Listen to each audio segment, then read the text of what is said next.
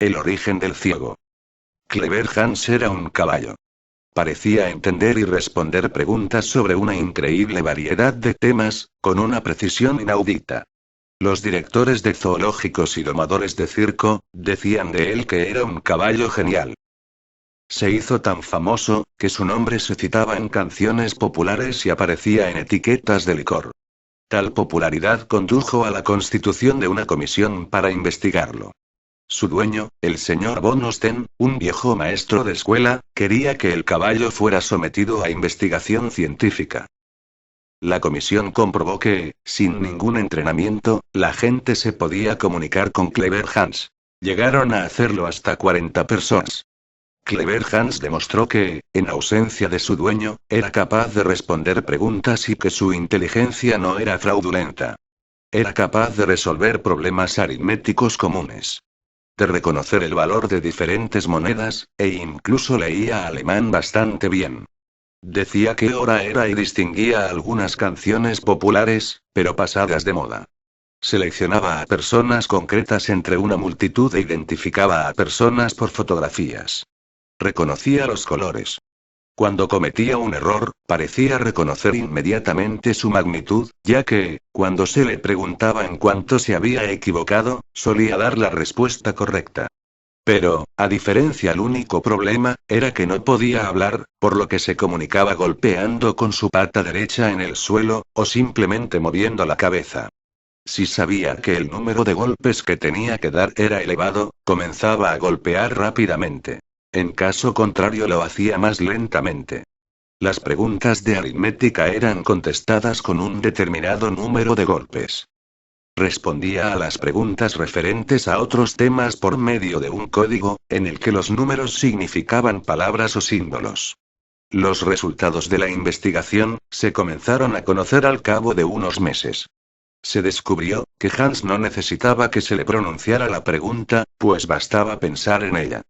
Cuando una operación matemática le era preguntada por dos personas, que conocían todos sus términos, por ejemplo, los sumandos de una suma, el caballo contestaba correctamente.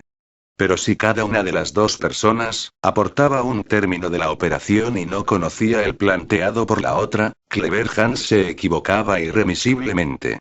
Además, se pudo comprobar que cuando la persona que preguntaba se alejaba del caballo, éste comenzaba a cometer errores, tantos más, cuanto más lejos estaba quien le preguntaba. Que cuando se le tapaban los ojos se equivocaba más. Que cuanto más oscuro era el ambiente, más se equivocaba, y que en la oscuridad absoluta, era un caballo estúpido. Estaba claro que el misterio era de tipo visible, y no una cuestión de poderes extrasensoriales. En 1904 Oscar Pfungst pudo comprobar que todos los comunicantes que habían obtenido respuestas del caballo, mientras le miraban cómo golpeaba la pata o movía la cabeza, le estaban dando pistas inconscientemente, por medio de modificaciones mínimas de la posición de su cabeza, debidas a cambios de tensión muscular. Estos movimientos sutiles eran extraordinariamente difíciles de evitar, incluso si la persona que preguntaba sabía que estaba dando pistas al caballo de este modo. Pfungst incluso registró en un quimógrafo los cambios de tensión muscular de estos observadores. Las conclusiones finales fueron: la habilidad de Hans se basaba en poder ver el movimiento del cuerpo de la persona que le cuestionaba. Con cada palmada de la pezuña, el que preguntaba tendía a mover la cabeza de arriba hacia abajo; cuando la respuesta correcta era adquirida, el que preguntaba inconscientemente cambiaba su postura. Y entonces Hans tomaba esto como señal para dejar de pegarle al suelo con su pezuña.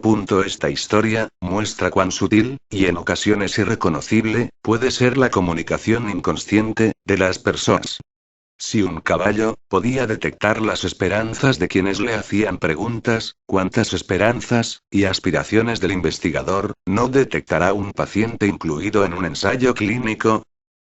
Se dice que las personas tienden a hacer lo que creen que se espera de ellas, y no es menos cierto que los pacientes tienden a evolucionar como se espera de ellos que evolucionen. Parece innecesario explicar por qué, en ciertas circunstancias, es conveniente que no solo el paciente, sino también el investigador u observador, desconozcan cuál es el tratamiento administrado. Es cierto que, en principio, si se hace un ensayo clínico es porque no se conoce cuál de las opciones, en él incluidas, es la mejor. Sin embargo, de manera consciente o inconsciente, el investigador puede depositar más esperanzas en una de las intervenciones, en detrimento de la otra u otras, y por este motivo es preferible que desconozca qué toma cada paciente.